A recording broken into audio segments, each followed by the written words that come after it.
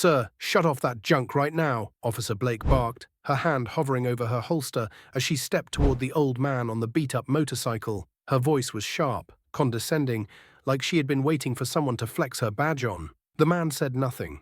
He sat motionless on the bike, dressed in worn-out jeans, a khaki shirt, and a dark green cap with one word stitched in gold: veteran.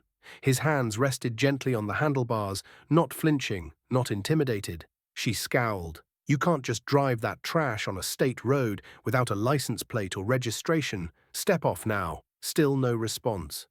Just a calm, tired stare from a man who looked like he'd already survived 3 lifetimes more than anyone she'd ever met. "You've got no idea who you're talking to," he finally muttered, low and even, not threatening, just sure. Blake rolled her eyes. "Yeah? Well, I don't care what war you fought in, old man. Around here, you follow the law." She reached for her radio, ready to call for backup, when dispatch crackled through with something that made her pause. Officer Blake, we're getting military chatter on an emergency channel. Looks like multiple Humvees en route, and they're tracking a GPS signal from that motorcycle. High-level ping. Repeat, high-level military tag."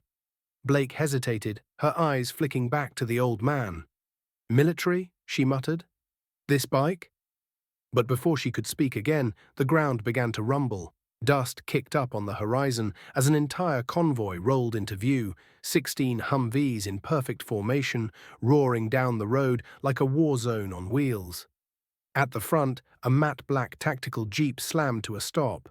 Doors flew open. Out stepped a man in full dress uniform, chest gleaming with medals, presence as sharp as a drawn blade. Captain Reyes.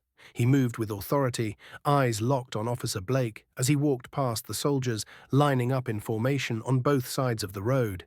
He didn't yell. He didn't rush. He simply said, "Is there a reason you're detaining Colonel William Garrison?" Blake blinked, completely thrown. "Colonel?" she asked, voice suddenly small. Reyes didn't flinch. "Retired Command Colonel, Silver Star, Operation Liberty, 4 tours.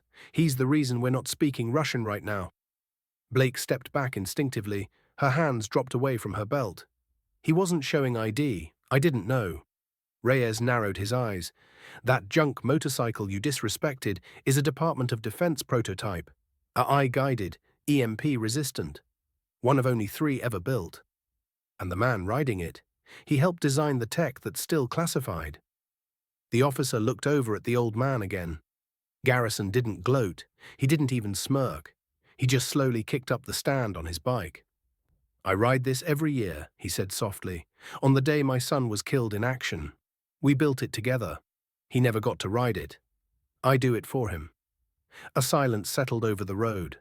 No one moved. Then Captain Reyes turned to his unit. "Escort the colonel to his destination," he ordered. 2 Humvees pulled out of the formation, flanking the old man like a royal guard. Garrison revved the bike once, gave Officer Blake a long look, half disappointment, half pity, and drove off. The convoy didn't follow. They stayed behind, silent, staring. Officer Blake swallowed hard. Her badge suddenly felt a lot lighter than it had an hour ago. And the moral: never judge someone by the rust on their ride or the lines on their face. Some carry medals, some carry memories.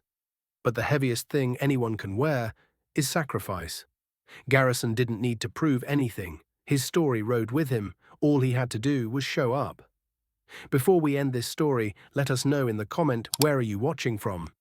If this story touched you, subscribe to the channel, hit that like button, and drop a karma in the comments below.